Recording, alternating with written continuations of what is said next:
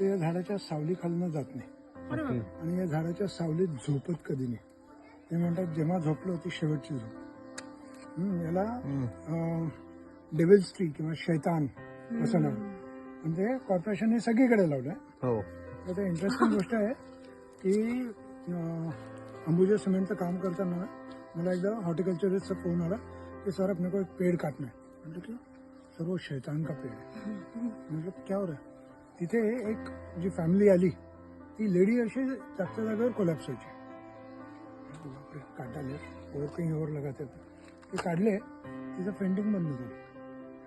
मग this is something special. So I started reading up more and more. मग ते एक फादर संतापा म्हणून आहे ज्यांनी फ्लोरावर काम केलं लोणावळा खंडाला वगैरेच्या एरियात. त्यांनी हे मेन्शन केलं की याच्या खालनं कोणी जात नाही.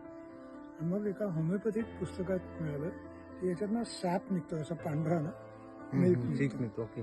चीक निघतो असं.